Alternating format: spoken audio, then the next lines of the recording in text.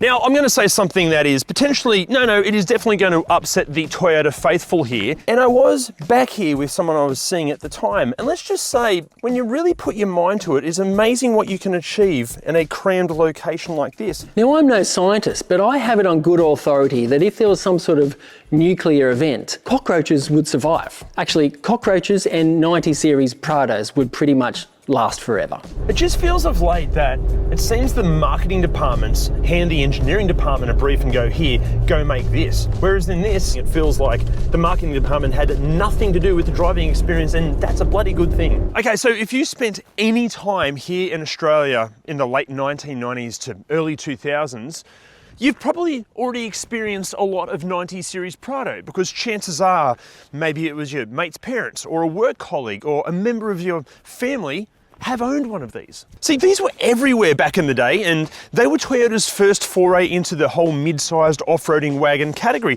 a segment they went on to dominate. And it was this generation that set the shape and flavour that defined the LandCruiser Prado for the next 30 years. But just because these have become basically an automotive icon certainly doesn't mean you should buy one. Plenty on the used market have been treated very poorly, and with age, well, things can go wrong. For example, all of this plastic trim with age and exposure to our harsh climate can become a bit brittle.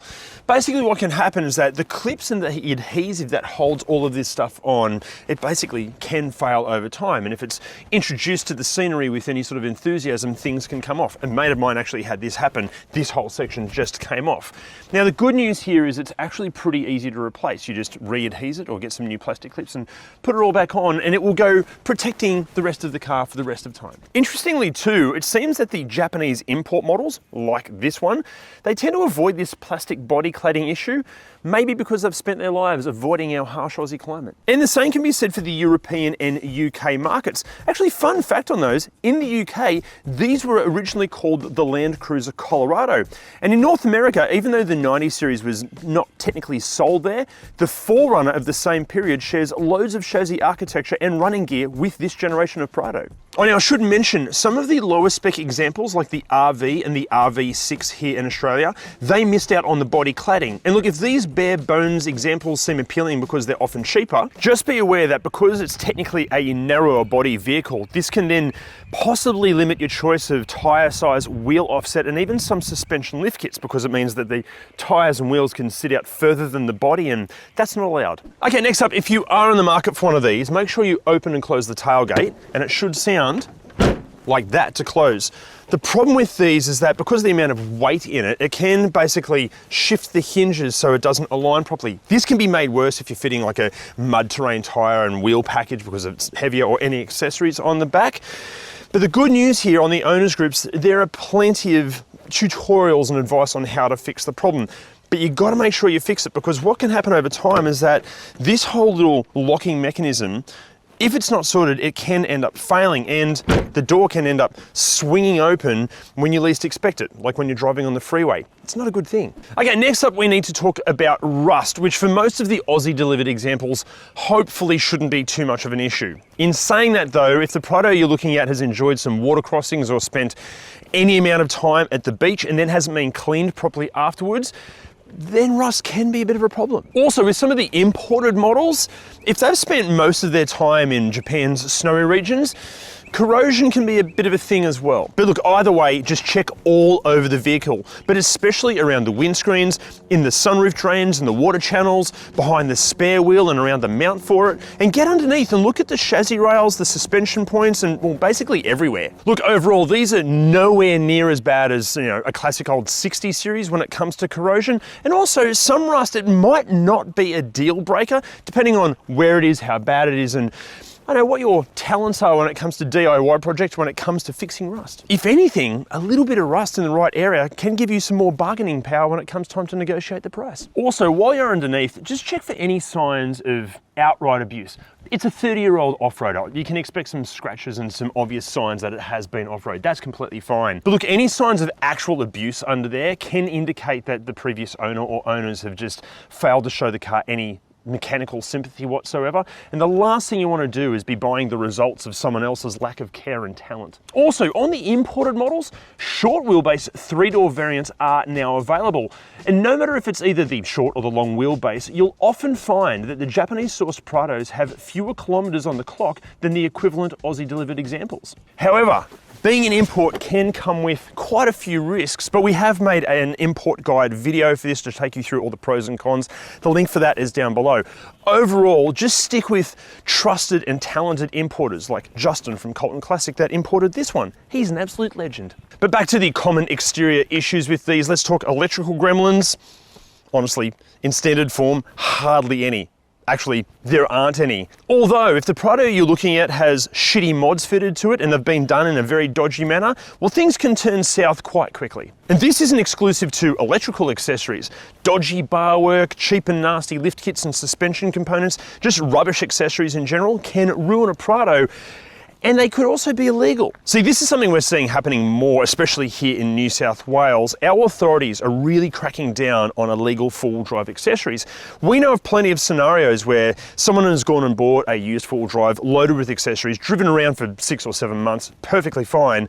Then they go to re-register the car, and they can't because they can't get it registered because it's actually illegal. Then they've got to spend the time and money returning it back to stock just to keep it on the road. And that's a complete nightmare. Don't let that happen to you. Basically, if you're looking at buying any four-wheel drive and it has mods bolted to it, make sure they are legal, make sure they are quality items, and just make sure they've been fitted correctly. Okay, now the more observant of you would have noticed in that previous graphic we just showed before that it mentioned a Series 1 and a Series 2. That's because there was a mid-cycle update to the Prado, and aside from the usual small aesthetic and equipment updates, seating for 8 became standard across most of the range, but the big news was the inclusion of a diesel engine. And it wasn't just any old oil burner either, it was this, a 1KZ.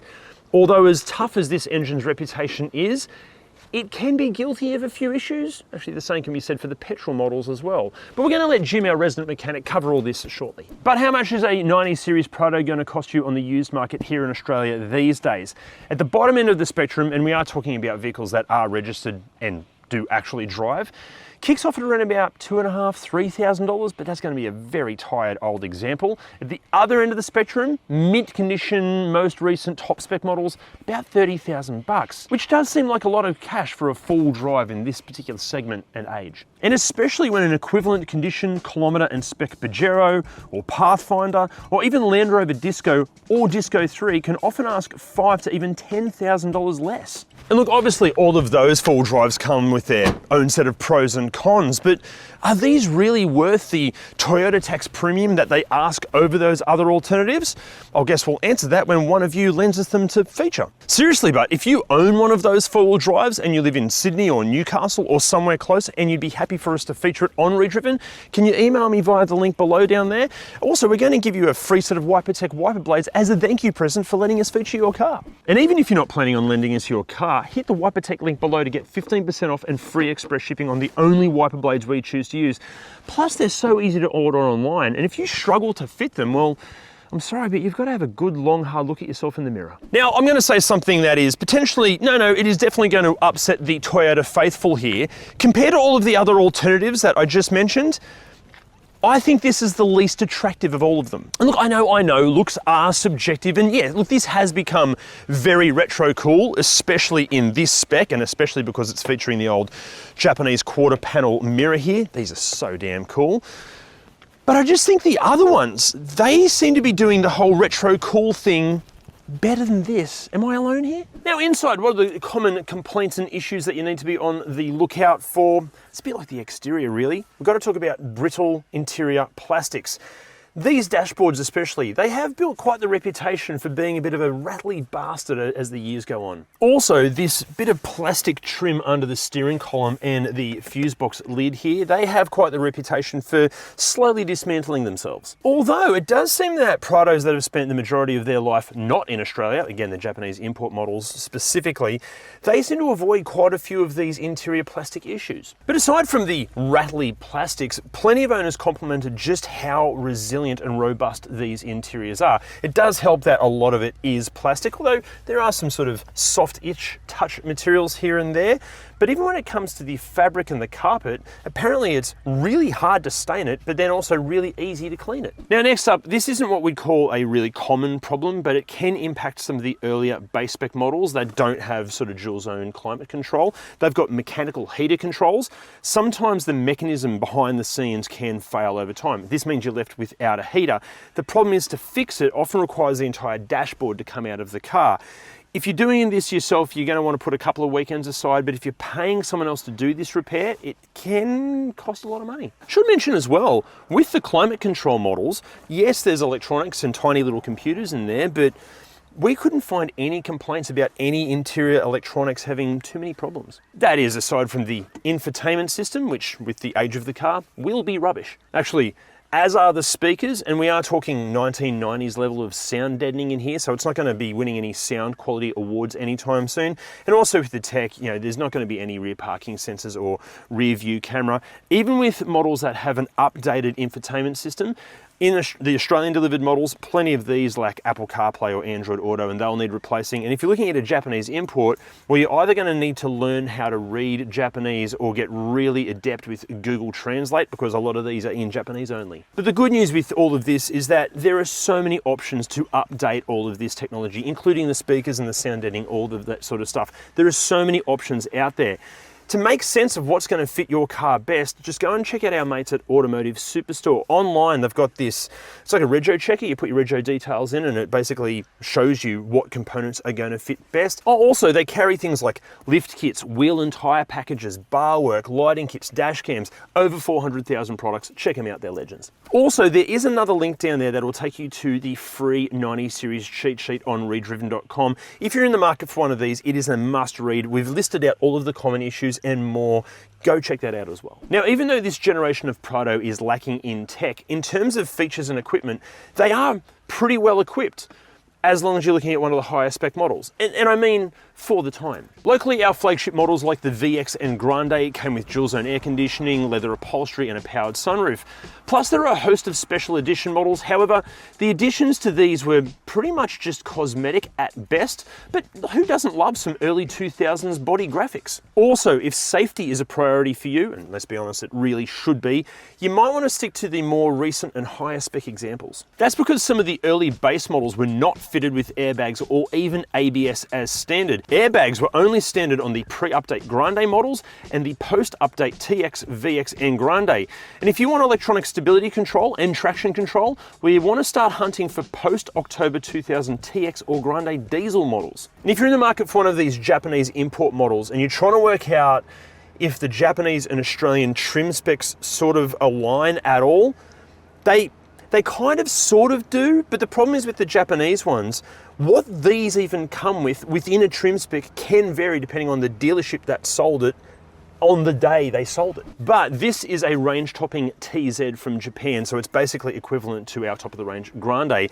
And the real highlight of this feature is this fetching wood grain trim. I'll tell you what, if you're a fan of 1970s or 1980s adult movies, you're gonna love this. The velour style fabric seats also help nicely as well. But look, in all seriousness, I love this interior because it's just so simple and honest. I've had a run of driving a bunch of really new cars of late, and what I love about this is I don't have to spend any time trying to decipher what the interior features actually do. All of this just makes so much sense. There's no faffing about in here. Even the comfort in here. Now look, some owners have complained that some of the seats on offer don't offer a lot of lumbar support, and that can be a nightmare for your lower back on a long drive. For me, no, like this one is so comfortable. There's an okay amount of adjustment. Again, considering its age, ergonomics are okay. It's just all very pleasant. And look, obviously it's not going to blow more modern cars out of the water in terms of technological bells and whistles, but it will destroy many of them in terms of just spots for your crap. So you've got really good sized glove box there. You've got a little tray here, which is all sort of felt lined. You've got storage down here that won't fit your phone unless you've got a Nokia 3210, but you can put your phone just here or just here, fits really nicely. You've got little coin holders here. You've got a little felt lined section cubby hole here that can transform into a space for your cups. They are definitely way too big for a small pretentious coffee though. That's going to be disappointing for a wanker like me. You've got a little cubby bin here. You've got more storage here. Another little spot here. Does this hold your phone as well? just kind of. You've got door bins, they're crap. They're only really wide enough for things that have maybe one dimension. Fuse box there, which I mentioned before. Nowhere for sunglasses up top, nothing under the seats. But overall, really good. Oh, wait. You've also got a power outlet and a cigarette lighter and an ashtray here. Smoking's a bit gross, but it was the late 90s where it was kind of a bit more acceptable, so we'll let that slide. Okay, now in the back seat, I'm exactly 10 centimeters taller than someone that really knows how to put a 90 series through its paces, James Bond. This is in my driving position, and it's bloody excellent. Good amount of knee room, great amount of foot room. Transmission tunnel isn't too large, so if you are in the middle and the back, it's not too bad. The windows are really big, so you don't feel claustrophobic at all. Also, being the Japanese model, I do love that it has curtains. That's just so cool. Even the sense of quality back here, everything feels just robust and tough. It's a bit like the front. Okay, yeah, there's gonna be a few rattles back here, but actually living in this back seat area, really good. More velour as well, it's delicious. Also, the seat comfort is quite good, and you can adjust, you can adjust the angle of the back seats, which for the time was fantastic. As far as features and practicality back here, you've got duo map pockets, you've got some air conditioning controls, which is cool, and they're mechanical, so it just feels nice to use. Ashtray.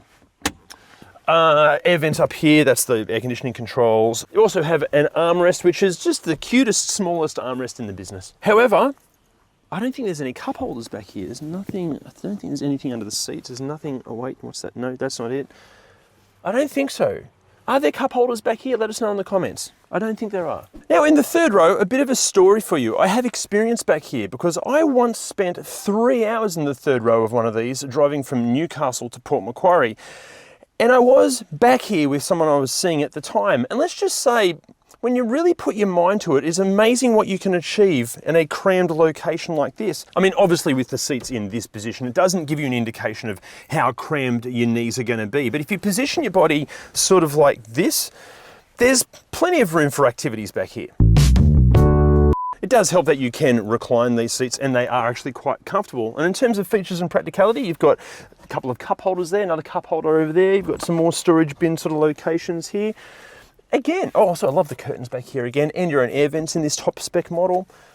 Really good space, really good space. I should also mention, getting in and out of this third row isn't that much of a faff, which is interesting because compared to some other more luxurious cars and recent cars we've filmed in this segment where you've got to wait an eternity for a powered seat to go down, just pull this lever and you get through. You don't need to perform all sorts of gymnastics to get in the back. Now, as far as practicality in the boot goes, with the third row in place yet, understandably not real good, but the good news is popping the seats into their utmost position is an absolute breeze.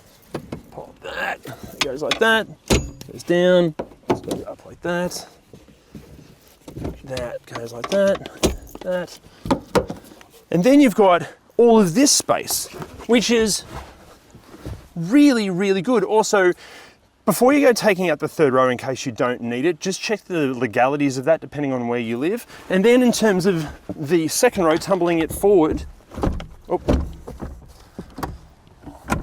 hang on. Simple as that.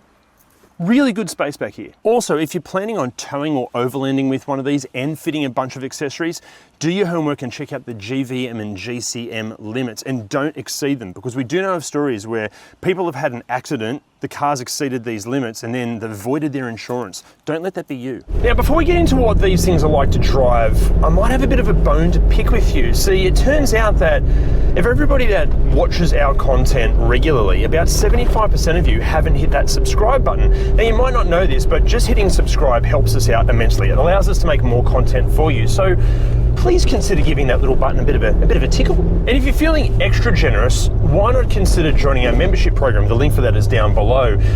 One of the perks that you get is that you find out what cars we're filming before we actually film them, and you can ask questions about that car, and we're going to do our best to answer those questions in the video. But back to the 90 series, what are these like to drive? What do you need to watch out for? Well, look, one of the first things you need to do on a test drive is find an unsealed surface like a gravel road or a car park and try the diff locks and the low range gearbox. With the lives that some of these have had, you just want to make sure that you're not buying someone else's potential repair bills. But are there any complaints from the owners regarding the driving experience? Well, one that did pop up a lot was the fuel consumption, especially in the petrol models. Although in saying that, considering what these cost to buy, many people can trade off the cost of fuel versus the price of the car. It actually works out being quite good value if you look at it in that sense. But aside from that, we honestly struggled to find any other complaints about the driving experience. And you know what? Yeah, I totally agree. What I personally love about driving this thing is that it's not trying to be something it isn't. It's not trying to be a luxury car. It's not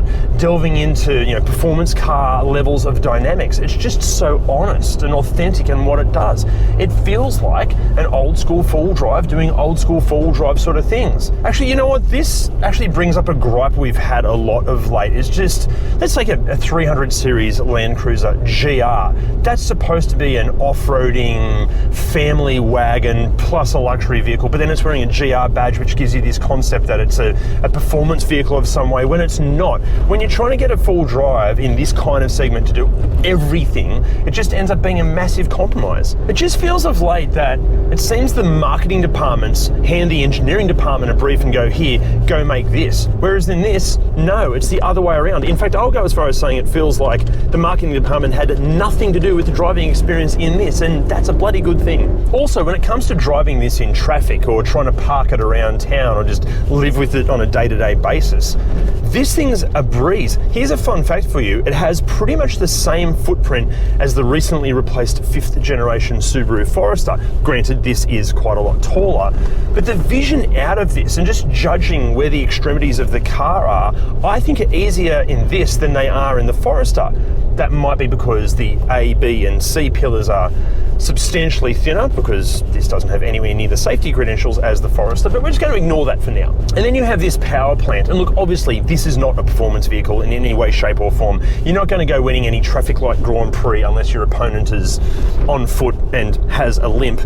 But it's a torquey monster of an engine. This thing will get you out of and potentially into trouble really well. And also, you can feel this vehicle's age, but not in a bad way. What I mean is that through the seat of your pants and through your hands and your feet with all the your control surfaces, steering wheel, pedals, that sort of stuff, it doesn't have the same sort of filter that many more modern SUVs have, but I think that's a good thing because it makes you feel engaged with the entire driving process. I actually think that is good for safety.